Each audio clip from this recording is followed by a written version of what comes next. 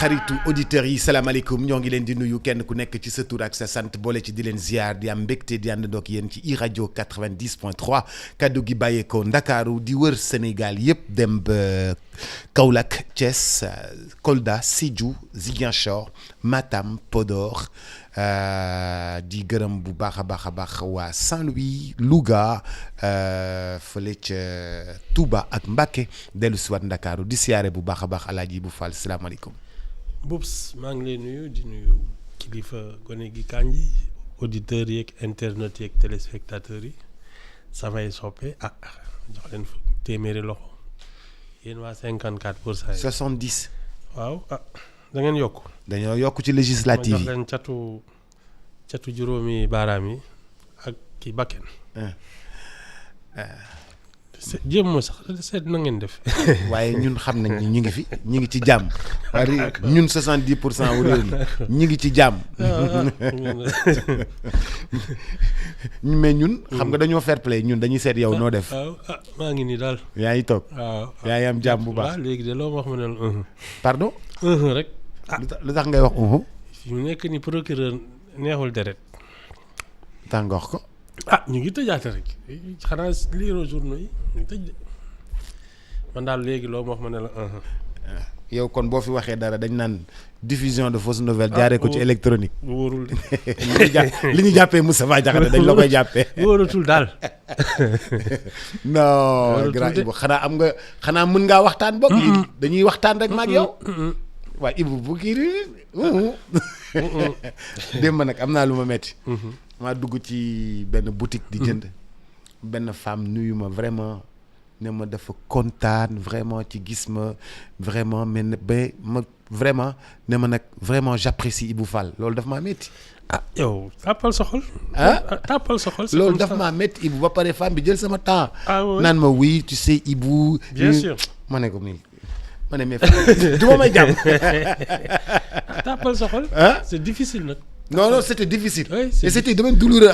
masse. ma ne ko mais grand bi looy apprécier ci moom. dara nii rek. day na waar. daa xëy rek bëgg la. waaw nii rek.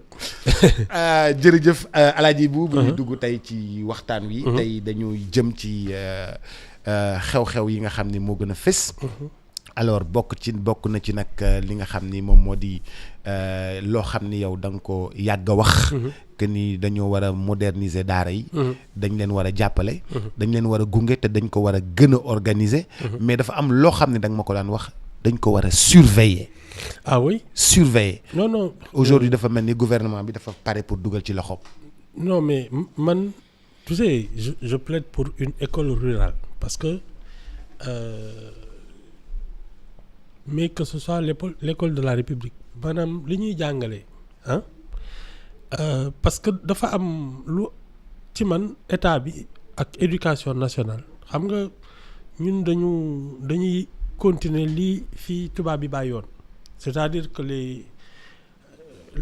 la colonisation avait besoin d'auxiliaires de l'administration mooy ay fonctionnaires ay ak yooyu donc l'école sénégalaise est un peu dans ça ñun ce qu'on a largué mooy ñun suñu savoir-faire traditionnel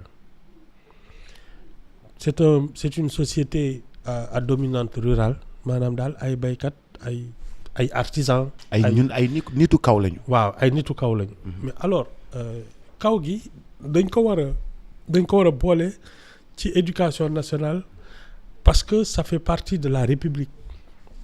ñun ñëpp ay sénégalais lañu mais li ci ëpp solo mooy ñun suñu xam-xam ak suñu nekkin ñu koy jàngale moderniser ko ak yooyu étant donné que ci biir daara yi ci ngay jàngee d'abord sa diine bon y a pas que les daara y a aussi le catéchisme dañu waxante dëgg parce que tout le monde n'est pas musulman l'enseignement religieux qu'il soit catholique ou musulman étant donné que ñun dee nañu c'est un pays de croyants war nañ ko ci mën a boole te li ci am solo c'est que si ça entre dans le cadre de l'éducation nationale Boubs ñëpp ci benn la religion elle va tenir compte de la République. parce que moo ko koy enseigner du am ñaar ak ñetti version dafay am curricula. voilà ñu xam ne nit ñi diine la ñuy jàng mais c'est la République aussi qui doit faire en sorte que tu tiens compte de ça parce que fii mu nekk ni su dee yow da nga nekk ci daara état bi defalu la dara jàngalu la sa diine jàngalu la métier jàngalu la dara mais boobu sa diine moo lay gënal réew mi. sa diine moo lay gënal état bi. ah oui parce que demalu la fenn. Et moi je pense que ce sont des choses à corriger parce que ñun république moo ñu fi bàyyi ñun ñëpp l'intérêt collectif moo ñu fi bàyyi ñun ñëpp moo tax ñu mën a dëkk ñoom tax ñu mën a dund et donc pour man la république est au-dessus de tout te loolu daf ñu commencé réer c'est ça en fait et ça peut créer une scission même dans la société mooy li ma wax nous on a pratiquement cultivé deux sociétés benn bi nga xam ne c'est les enfants de la République donte am nañu diine ak yooyu mais ñoom seen colonne vertébrale c'est la République am ñoo xam ne nag ce qu'on a désigné un peu comme le secteur informel d'ailleurs pour wan la ne xamuñu sax lu mu doon dañ leen xool nii rek ñuy jàng seen métier parce que c'est pas l'État qui enseigne à gagner sa vie mais mooy sa famille ses traditions par exemple doomu uude en général soo nekkee ci yooyu da ngay ut sa mbaar doomu tëgg et cetera mais amul diplôme amul dara boobu ça c'est pas normal l'agriculteur doit pouvoir apprendre à cultiver la terre de manière moderne parce que doomu béykat la te état bi moo ko ci war a jàppale ñun c'est tout ça c'est pas seulement l'enseignement coranique qui est un problème c'est tout le monde rural qui a été abandonné par la République ça va plus loin que juste jàngale alxuraan c'est vraiment comment moderniser la vie dans le monde rural même l'habitat war nañ ko xool les techniques culturelles ak yooyu war nañ ko xool jàngale ko l'artisanat war nañ ko xool jàngale ko daara c'est pas seulement la religion c'est tout ce qui fait l'homme mais l'homme dans une république te loolu la daara yi jàngalewul maanaam mais daara yi ñoom dañuy wax dañuy tabax nit. waaw dañuy tabax nit. c'est ça. xam nga jàngale boo gis day tabax nit ñi génnee daara. dañuy yaru. dañuy en général ñooy gën a poser dans la vie ñi génnee daara. ah mais dafa am loo xam ne mooy manquer toujours ñoom bu fekkee ni dañoo jàngee daara ñoom ñoo ko defal seen bopp. ki jàng école française moom état bi da koo fayal jàngalekatam. c'est ça. ah léeg-léeg mu may ko fourniture. léeg-léeg mu jox ko bourse. mais kii c'est itinéraire bi c'est personnel. parents bi ñoo fay sëriñu daara bi. parents bi ñoo jënd topp ko moom muy jàng ba wàcc alxuraan. ñu xool ñoom ci lan lañ koy dugal. voilà là c'est l'État qui fait pour l'autre. Et là l'État ne fait pas pour. c'est exactement ça. scission boobu moom mooy problème bi alors ce que ça donne l'avantage si on peut appeler ça un avantage c'est que ñiy génne ci daara yi ils ont le sens de l'initiative parce que ñoom yaakaaruñ ci kenn du ñoo xam ne pardon dañuy naan man su ma amee sama lijaasa après damay uti liggéey déposer fenn ay CV ak yooyu en général c'est des gens qui montent ne serait-ce qu'un petit commerce wala ubbi seen mbaar wala béy seen tool ak yooyu mais c'est pas des gens qui vont penser forcément à être des salariés bon mën nga ñëw ci dëkk bi nekk ouvrier fenn ak yooyu mais boops en fait tu n'es même pas protégé par la République et ça c'est un vrai problème parce que suñu demee ba nga xam ne nag ils se disent dëkk bi ñaar moo am benn bi mooy ñi nga xam ne état bi dafa leen defal teraanga bu ne jàngal la utal la liggéey jox la kër ak yooyu ñii nag yaakaaruñ ci dara ça risque de dégénérer tôt ou tard. Ah ouais. Il faut que la République reprenne tous ses fils et leur apprenne d'abord à être un Sénégalais. Et quand je dis un Sénégalais, c'est tenir compte de la République. D'abord. Parce que moi, je suis bolé ñun ñëpp. C'est pas forcément ce que les daara nous enseignent. Connaître que c'est priorité nag. Non, je pense que c'est toute une réforme de l'enseignement qui est concernée. Pas seulement l'enseignement coranique, c'est l'enseignement lui-même qui est concerné.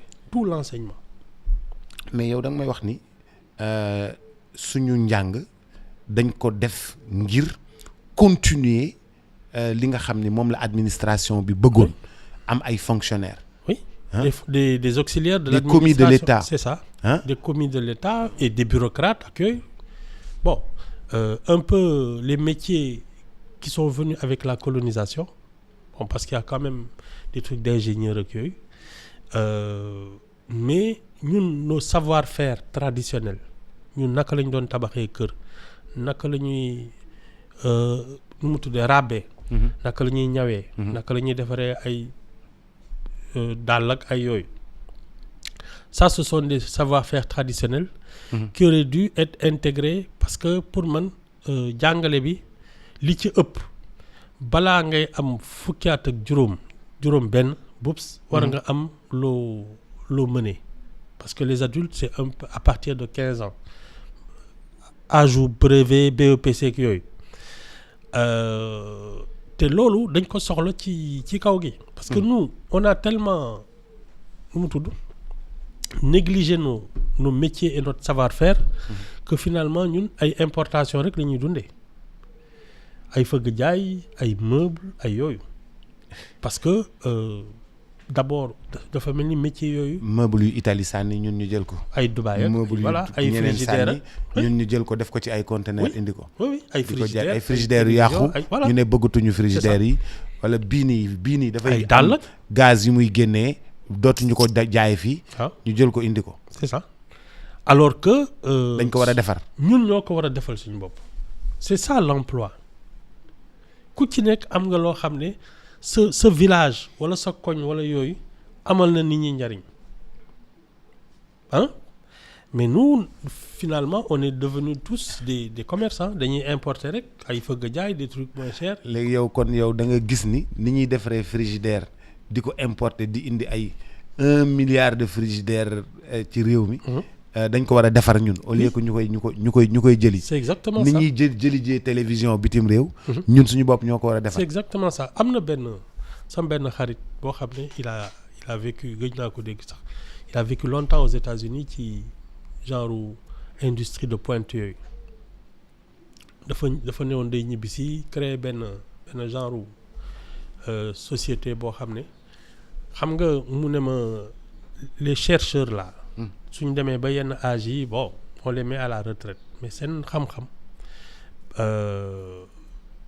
dafa am njëriñ moom son projet foog naa Kocc la ko tuddee woon sax moo doon dem jëli par exemple ñi nga xam ne ay inventeurs lañu.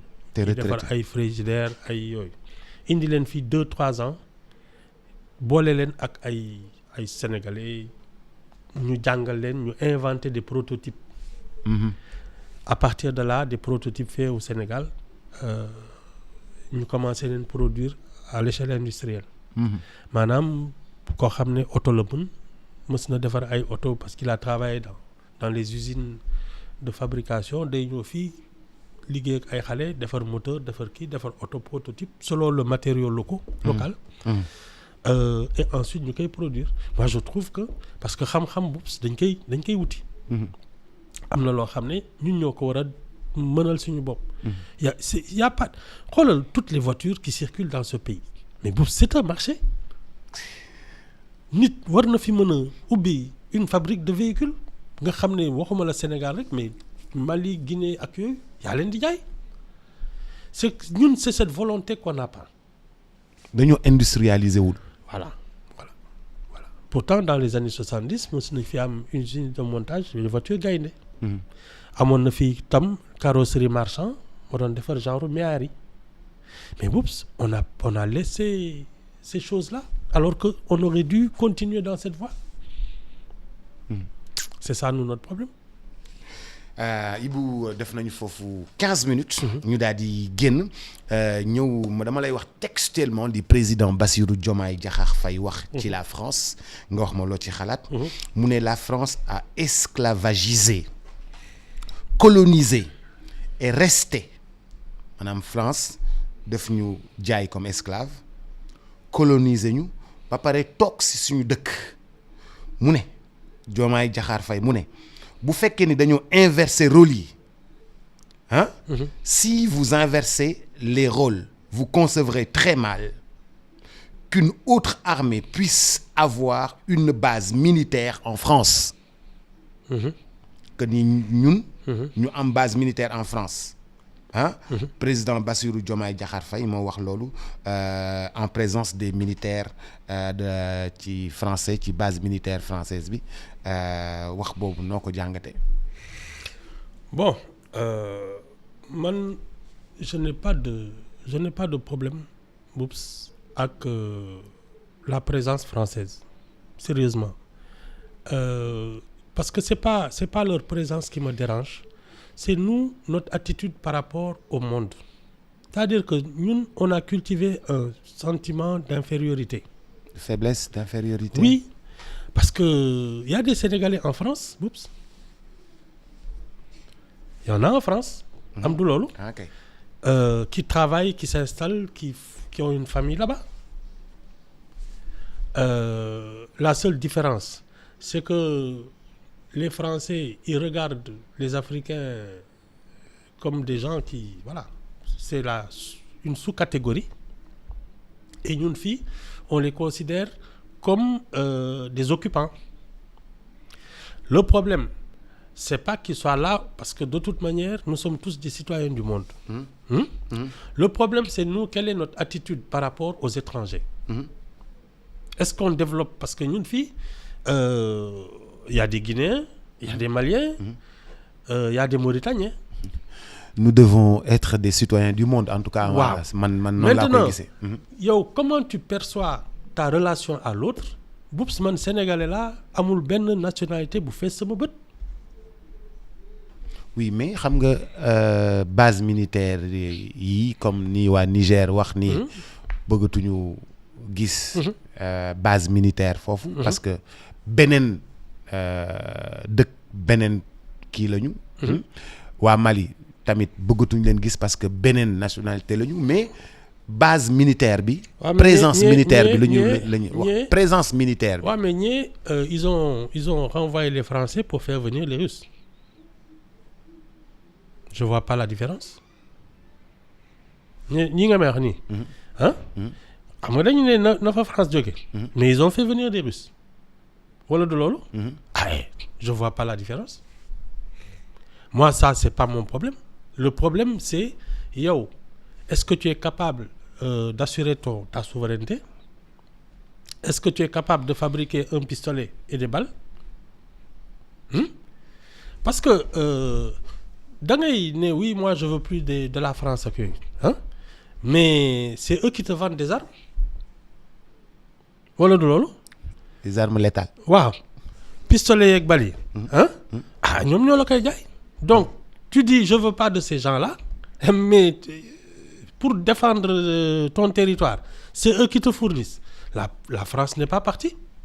C'est pas parce que tu vas pas un militaire français ici mais si les pistolets que tu achètes ont été fabriqués par les Français, c'est qu'ils sont toujours là. Tu n'as pas encore de souveraineté. Ça pour moi, c'est une sorte. C'est du tape à l'œil. Oui, c'est-à-dire que nous, on développe un complexe d'infériorité.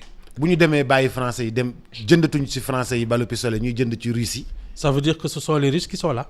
ñuy jënd ci américains yi c'est la présence américaine parce que c'est pas la présence physique qui est un problème c'est le savoir-faire nous est-ce qu'on est capable d'avoir des chars. Voilà. D'avoir des pistolets.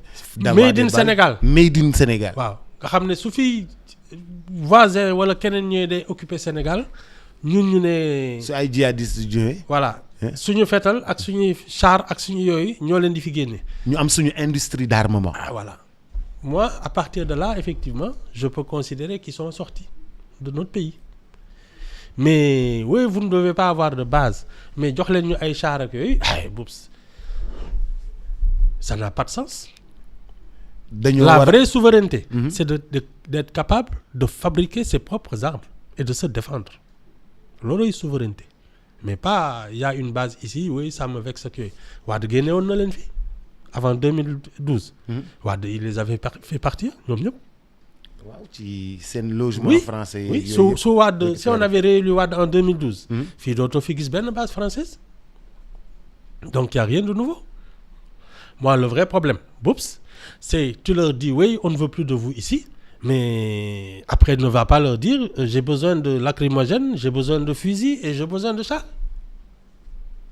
liif sax. nga génn waaw. nga génn oui mais après nga génne tubaab yi fii mais les voitures qui circulent dans ce pays ay Renault ay Peugeot la kañ la tubaab yi dem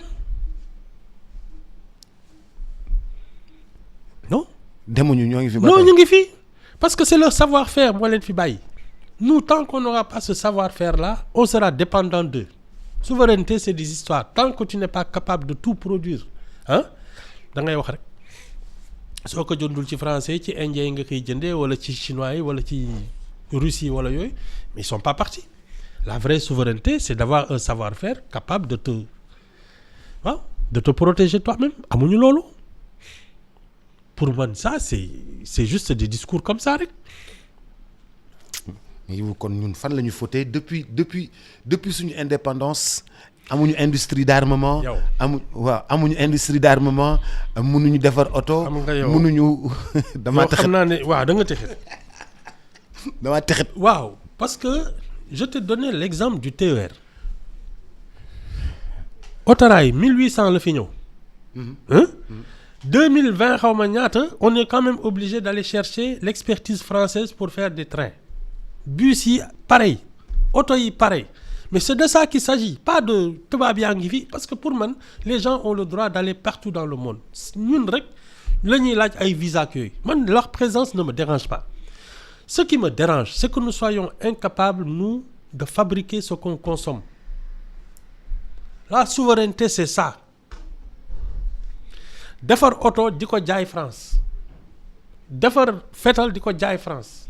Loolu mooy c'est ça inverser la tendance mais tu leur dis restez chez vous mais envoyez-nous des cartons de munitions mais boobu demuñu. jihadistes yi ñëw nañu allo France dimbali ñu yónnee leen ñu gaaw.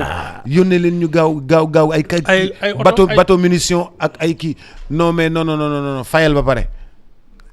non fayal ba pare. C'est de ça qu'il s'agit c'est pas une affaire de oui ñu ngi fi nekkuñu fi non. Les gens sont partout dans le monde. Oups, c'est pour moi, c'est pas un débat. Le vrai débat, moi, nous, est-ce qu'on est capable de fabriquer nos armes au cas où les djihadistes débarqueraient? léegi yow da nga li nga ma bëgg a wax mooy bu ñu jëlee armes yi ñu France jox yëpp teg ko ne le. Est-ce que dinañ guerre? waaw est-ce que même nos policiers là. ils vont maintenir l'ordre? Parce que yow guerre kay wax mais maintien de l'ordre bi laa wax fii police yi taxaw ci feu bi naan bu fi kenn su feu bi xonqee kenn du jàll. suñu dindee yooyu yëpp ñi ay russe la y a israélien ñoo ñuy jaay ay armes ak yooyu dindil li ñu gars yi indil pour le maintien de l'ordre boops. pas que kese la ñuy dese et encore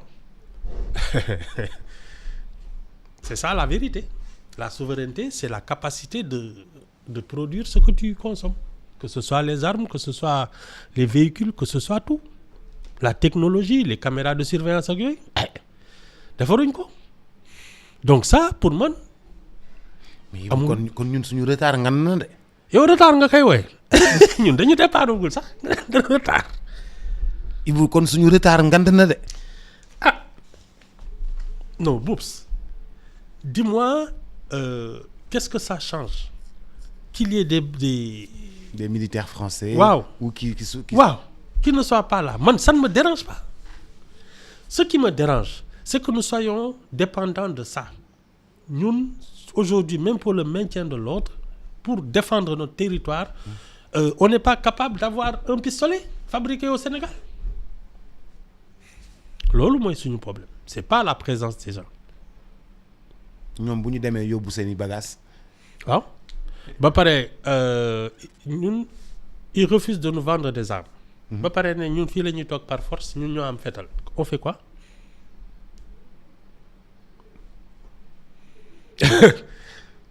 C'est ça, c'est que dafa am ay système des Nations Unies ak yooyu mais ñun on n'a pas les moyens de résister à ces gens-là te ñoo ko teg suñu bopp.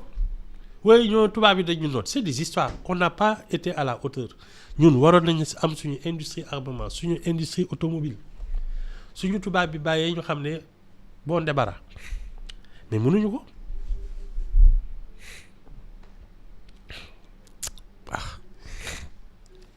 ñi ngi ma ñëw ci sujet qui fâche entre vous et moi. xam nga yow dañoo am benn sujet boo xam ne duñ ci mës a juboo muy président dafa wax ci France 2 le président Diomaye révèle que le président français Emmanuel Macron a reconnu dans une lettre le massacre des tirailleurs africains à Thiaroye en 1944. Mais Boups, oui. Il faut condamner tous les massacres. Il faut condamner tous les massacres. Bakken la. Wow. Ça vraiment,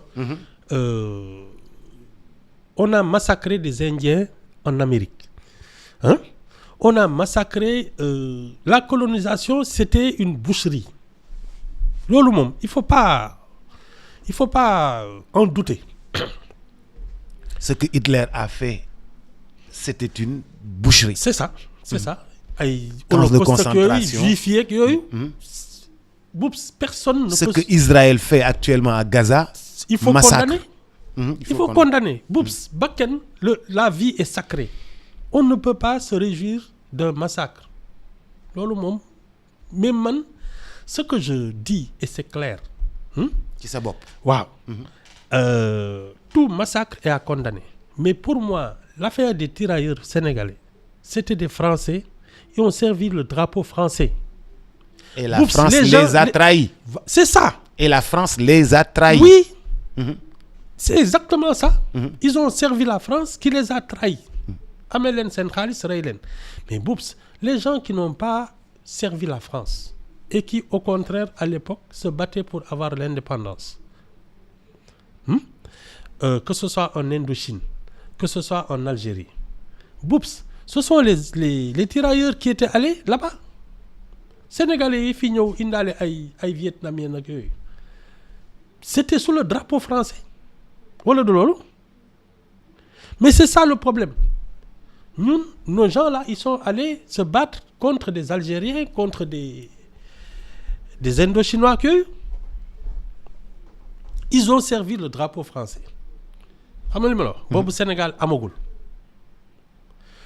Alors, que le Sénégal veuille en faire une affaire nationale, man, ça m'étonne. Parce que pour moi, c'est une affaire de la France et de la truc colonisation. C'est l'époque coloniale.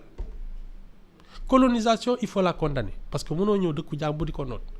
Mais ceux qui ont accepté ça, ils vont servir la France. Ouais, mais on enrôlait les gens par force aussi, hein? Non. Si. Non. képp ku am kii Boups. dañ leen doon jël si kër yi ñuy nëbb nit ñi sax. nit ñi yaay di nëbb seeni doom. Boups. Waaw. Boups. Tout ça je veux bien. Mais xam nga dafa am dëkk yoo xam ne la France n'a même pas pu avoir ça. Dañu lànk reyanteeg ñoom ba mu jeex. Ils sont sortis de l'Indochine, hein? Mais par force, bien fou. Le général Giap là, xam nga c'était au creux d'une colline. La bataille de Djembel. Hein? Xam nga ils ont mis combien de temps pour installer leur artillerie? 2 ans. À dos sur les épaules lañ ko doon kii. Ils ont marché yéege seen ay canons ak yooyu ba wër bien fou. Ils ont mis 2 ans pour ça. Chemin yoo xam ne benn nit a fa doon romb. Ça c'est de la détermination. ils ont refusé la colonisation tubaab bi ils sont partis en catastrophe mais nous on n'a pas fait ça alors nga bëgg tey aujourd'hui on a obtenu notre indépendance parce que voilà c'était le moment ay ñoom Sékou Touré ñoo xëy bés fippu ak yooyu mais li gën a tax tubaab yi lâcher l'affaire mais c'est parce qu'en Algérie et en Indochine les gens se sont battus et ont versé leur sang. Sénégalais ils n'ont pas fait ça au contraire ils étaient du côté de l'armée coloniale donc man bu ñu ma indil ay wax. waaw mais Ibou normal dans cette commémoration ñuy fàttaliku trahison bi nga xam ni moom la France def tirailleurs yi. oui. Pousser la France à reconnaître ses erreurs. Poups man personnellement. En tant que Sénégalais. Je ne me mêlerai pas de ça. En tant que Sénégalais bizarre xam nga yow. waaw bizarre. Non je ne me mêlerai pas de ça. En tant que Sénégalais bizarre. oui. Mais je ne me mêlerai pas de ça. Pour moi c'est pas mon sujet de discussion. Pour moi c'est une affaire franco-française. du ma ci wax. ñi xeexi woon ba France war leen ay français lañu. Ils ont servi la France hein. C'est tout. te France da leen doon fay ba yàgg mu ne fayatuma leen sax. c'est ça. non man moi les militaires sénégalais. Qui sont allés se battre. En Arabie Saoudite. En Arabie Saoudite, mais c'était le drapeau. C'était un crash. C'est le Sénégal qui les a envoyés. Les Sénégalais, les militaires sénégalais qui se sont battus pour que la Casamance reste un territoire sénégalais. Suñ leen tooñoon. Loolu je me sens concerné. Parce que ils ont défendu le drapeau sénégalais. Xam nga li ma wax. Mais ça non. Maintenant tu condamnes. da ngaa bizarre. Non. Ibou da ngaa bizarre. Il faut pas mélanger les choses. Quand tu te bats sous le drapeau sénégalais. Vert, jaune, rouge avec l'étoile verte. Loo def c'est au nom de ma protection que. Donc su la ci dara fekkee je me sens concerné. Mais boops ñii bleu blanc rouge la woon. Moi j'aurais été un officiel. Je n'en parlerai pas. Mais Ibou c'est que France dafa doon jël ay militaires par force moo tax man xam nga nit dina bañ a dina ne bëgguma dem guerre yi bëgguma dem guerre yi ñu ñëw ci àll bi fekk la nga nekk sa kër papa ñu ne mat nga am nga doole jàppale na la jugal nga dem nekk militaire par force dem guerre yi Boubs lu tax les femmes de Nder se sont brûlées. Parce que naar yi dañ leen bëggoon jàpp def leen jàpp. ñoom ñu def lan. ñu dugg ci biir case bi taal ko. pour dee ci. moo leen gënal. Quand les femmes font ça, tu crois que les hommes ne peuvent pas faire ça? non def nga sës ma ci miir bi quoi. Non mais attends, les femmes de Nder on est venu en faire des esclaves ñu ne ñun duñu nekk jaamu kenn ah. jaral na leen taal seen bopp. Quand tu veux pas hein. Mais quand tu es enrôlé par force aussi. Soo bëggul dem da ngay dee foofu. C'est tout. demuma. ñu ne la da ngay dem par force. nga ne leen kon nag bismillah. sama bakkan laa leen di jaay doo dem. Il y en a qui ont préféré la mort au déshonneur. Les femmes de Nder là. waaw te ñu ne duñu dem demuñu. Mais pourtant Ibou am na ñoo xam ne bëgguñu je donne un exemple bëgguñu Ibou bàyyi moi am na ñoo xam ne bëgguñu nekk. Il paraît que kii nu mu tudd. J'ai lu un livre il y a très très longtemps boobu j'étais gamin qui parlait des samouraïs. Ce que j'ai retenu c'est la première phrase dafa ne la première leçon du savoir-vivre c'est le savoir mourir. C'est ça? La première leçon du savoir-vivre. C'est le savoir mourir. C'est le savoir mourir. Ah, ça c'est dans la philosophie des samouraïs. Quand tu ne veux pas, tu ne veux pas. Non man bu ñu mënee dañ leen jël par force. nangu bañ a nekk jaam. nangu bañ a nekk jaam. Elles ont refusé et ça c'était des femmes. jigéen yi ñu naan waaw xam nga yow jigéen rek nga ñoom bi ñu ne demuñu wala du loolu. mais yow xam nga ne xam nga affaire tirailleurs yi du benn nga xam ne gars yi da ngay ñëw nekk militaire dëkk bi amul dara nga ñëw nekk militaire français. non ñu solo la tenue chacun est libre. ñu solo la tenue nga ñëw réew mi di la tàccu ñu fay la 10 000 francs 10 000 francs nga mën ci am kër.